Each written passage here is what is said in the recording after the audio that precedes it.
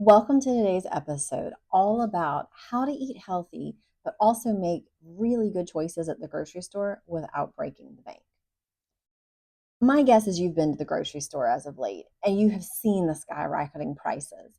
Inflation is no joke.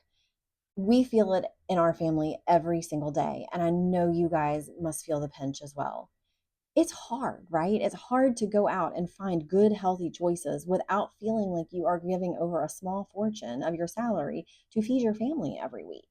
What we used to walk out with in the grocery store, where we would get maybe, I don't know, 20, 50 items for like $100, now we're lucky if we can get 10 for that. But here's the thing, there are some different tips and tricks that you can use along your way so that you can make good choices for your family without necessarily giving over all of your cash to do so.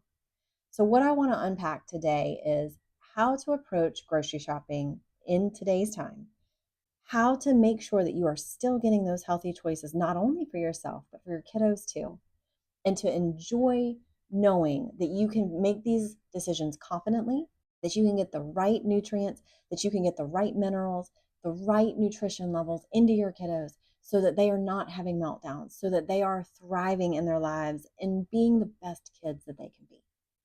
So let's get started. So, how to find what you need. First thing that you need to do is you need to come up with a list. Meal planning is one of those buzzwords of today, but it is amazing how meal planning can make a difference in giving you the tools and giving you the blueprint of what it is you need to follow when you go shopping at the store. Meal planning, what we do is we figure out, okay, we have an idea of what we want for breakfast, and breakfast can be this interchangeable thing, right? It can be a whole variety of, you know, eggs. It can be good whole grain bread, such as sourdoughs and things that are, really healthy. It can also be a medley of protein bars. It can be a medley of maybe protein muffins that you make from scratch the weekend before, and then you have them in the refrigerator or even the freezer that you can just pull out and have on hand for quick on the go meals. Even smoothies, things like that are amazing things to have on hand. And so all of those kind of ingredients are ways that you can plan ahead and know what you want to shop for before you ever go into the store. I love that you can loosely plan out breakfast. You can also loosely plan out lunches, have lots of grab and go foods that aren't necessarily all processed and full of preservatives and things of that nature. But then you can also plan out your dinners so that you have a good blueprint of what it is you want to make sure you're hitting all of your proteins, your carbohydrates, your calorie needs, all of the things, and making sure it's all packaged up into one. The very first thing that I do with grocery shopping is I have to approach it as a twofold approach. Not only do I create my list, but I also have to figure out where is it that I want to go shop. Every city has lots of different grocery stores, right? I mean, we have everything from Ingles down to HEB, over to Publix, to Kroger. And if I'm saying names that you're not familiar with, it's because they're all over in different places of the country. But saying that, not one store has all of the perfect things that you need. But what I usually do is I will choose one of those stores, or even ones that I haven't mentioned, as my go to base level of shopping. So, where am I getting most of my produce? Where am I getting most of my meats? Where am I getting most of my carbs and all of those kind of things? And even prepackaged foods to a degree as well. From there, I will figure out, okay, what is my plan of attack? How do I want to make the most efficient use of my time? And how do I make sure that I get the best deals of the week so that I am not having to spend so much money on food? And I have a bit of a threshold that I've developed as well, as far as like, that's a little bit past where I would like to spend, or no, this is an awesome deal. Like, we need to snag two of these instead of just getting one. Looking at all the different grocery stores, my grocery stores of choice are Lidl, Aldi, Walmart to a degree, Publix, and then sometimes some of these outliers like Trader Joe's or things that may not be necessarily close to me, but if I were close to them, I'd probably use them a lot more frequently. But the main goal is to look at what they carry, if you feel like it's good quality, and what their price point is. And so if you can match all of those things together, then you'll start to put together a recipe for success. What I love to do with my meal plan that I create each week and figuring out, okay, what are the things that I want to have on hand? My staple foods that I always want to have are my fruits and my veggies. These also happen to be the most expensive, and they happen to be the ones that go bad the quickest. So I need to be really strategic in how I plan out my weeks so that I have the least amount of food waste. I also don't spend a crazy, crazy amount because I realize that I'm going to have to do it all over again next week. And I also get things that I know that my kids will eat readily so that they can just grab and go, and it doesn't require such a process for me to be able to provide and fix it. An excellent example of this: bananas, one of the cheapest fruits in the world. You can get an entire set of bananas. First off, they're self contained, they don't have to be refrigerated. They will go bad in just a few days if you don't like them spotted and all of that. However, they are excellent, excellent sources of vitamins, nutrients, minerals, like a whole thing. And they are great for gut health. Excellent for filling kids up too, and me. So I enjoy taking one maybe to work. I enjoy being able to cut one up for my daughter for breakfast. My son ends up getting one for snack in the afternoon. Like, it's fantastic. It's a well versified food that is cheap, that will last, and it will also pack a lot of punch in a lot of different areas that I'm trying to address all at once. Bananas are like one of my favorites, and I can get an entire bunch of them because typically you pay for them by the pound. So that's the key. When you're shopping produce, you need to see how it's priced. Are they priced individually, or are they being priced by the pound? Both have advantages and disadvantages, but when you're shopping the grocery store and wanting to really dive deep and make sure that you're getting the best investment for your money's worth, yeah, it's worth checking into for sure. So bananas you typically buy by the pound, which is wonderful. And I love being able to do that because then I can pick and choose how many I get. And typically for a family of five, which is what we are, we will get probably anywhere from about 5 to 6 bananas at a time, because that's about roughly how many we will go through in a given period without all of them turning brown on us and becoming inedible. So bananas are amazing. That's one of my staple foods that I always get. And I love to also have little mandarin oranges. They're quick, easy to peel. They're self-contained. Again, you could refrigerate them. You don't have to, but they tend to have a longer shelf life, so to speak, without any of the preservatives, of course, or any of the extra fillers that you get from items that are in boxed packaged materials. So bananas, mandarins. I also love to have a series of berries of different kinds of variety, but my berries are the ones that tend to go bad the quickest. How do you find good deals on berries? This is where tip number 2 comes in. You have to shop a variety of stores. As I mentioned before, not every store has every little thing that you could ever need or want. So what I have done is I have developed a system to figure out which stores I go to for various things based on availability, based on price, and also based on quality. I try to shop some organic. That's just what I choose to do, simply saying because I am trying to avoid as many pesticides as possible in our foods. Inflammation is one of the leading causes of all kinds of autoimmune diseases. And what I mean by inflammation is when you have in your digestive system, in your gut area, when your system is upset, when it does not understand foods as actual foods, your system will start to become inflamed and it will stop working properly for you. That's where you get all kinds of symptoms. I mean, it can be anything from fatigue, it can be just bloating, upset stomach, gas cramp. It could, even in your kids, it could be all the way up to like meltdowns. They don't know how to regulate their feelings about things on a lot of things, especially small children's. And so if they don't feel well, all they will do is just shut down and have a complete meltdown about the whole thing. And it becomes a nightmare, honestly, at times. And in ways they become inconsolable. How do we prevent that kind of stuff from happening? Well, we provide their bellies with this amazing whole nutrition where they don't have their sugars going all over the map and they're having these massive sugar crashes in the afternoon because all they've had all day is carbs or all they've had all day is processed foods. or they haven't had a good variety of proteins and fats and carbohydrates and like all of these beautiful things that are supposed to work in tandem together so that your child has the best ability to feel their best, to act their best, and to just be their best the way that God intended them to be, right? So, how do we do this? We talked about some meal planning. Next, tip two was we have to be able to figure out where we want to shop, and we base that on price, we base that on availability, and we also base that on quality. So, one of my tips that I do and things that I use in order to figure out, okay, what am I going to buy this week and how am I going to do with like produce and all of those things, especially when it comes to organic. There is something called the Dirty Dozen put out by the Environmental Working Group every single year.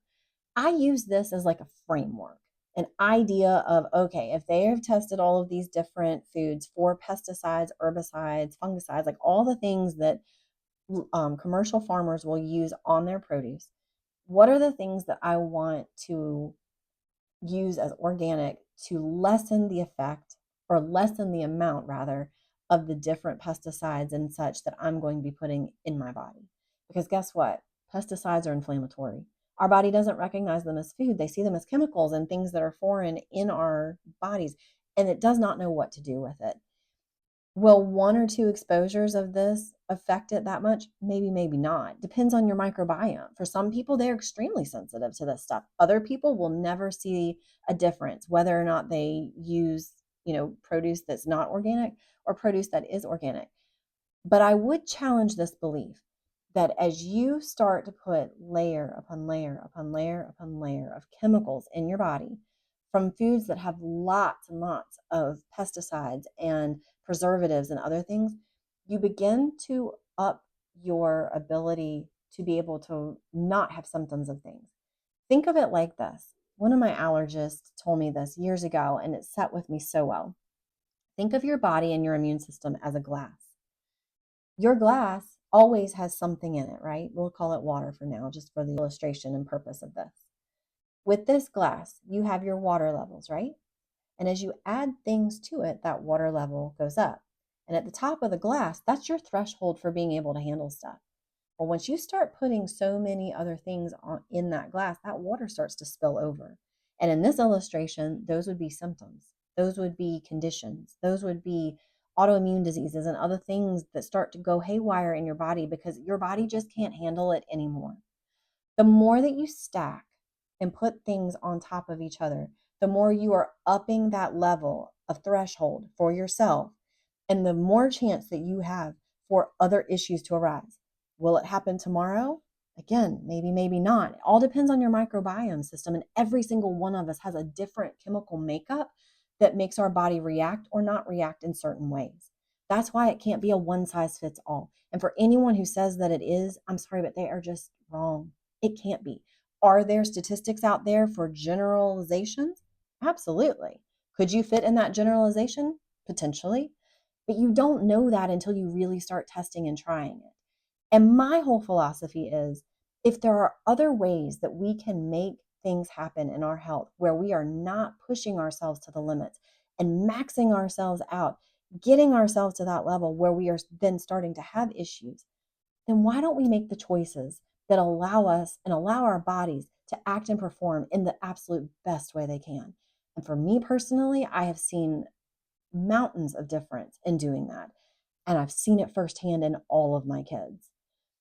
Before, when we were eating just everything and anything that we could find that was cheap and affordable at the store, we had a lot of issues.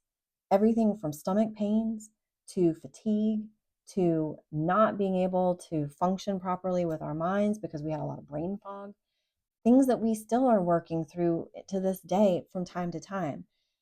But when we started getting rid of all of these preservatives and all of these things in our foods, that's when we saw a real difference. We saw a real difference in our health. The stomach pains went away. Our energy became more prevalent. My children stopped having meltdowns. It was amazing.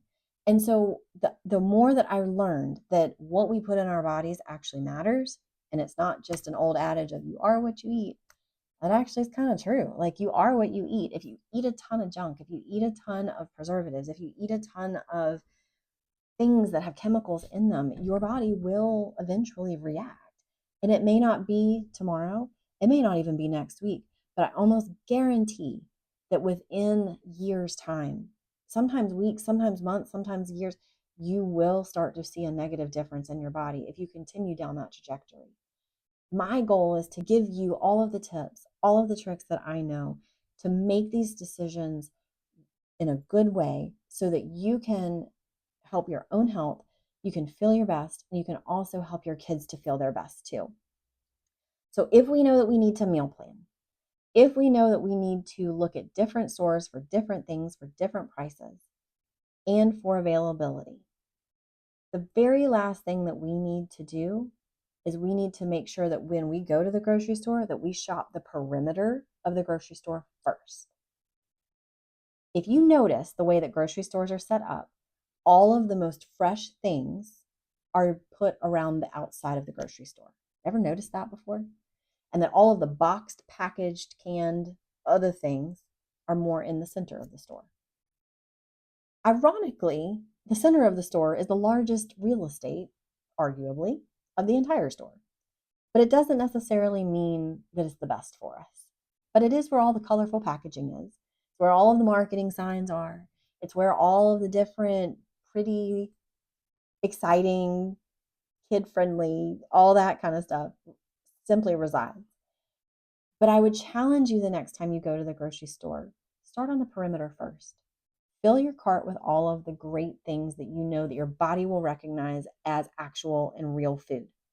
Then go to the inside and pick out only select things. You really have to start learning how to read labels.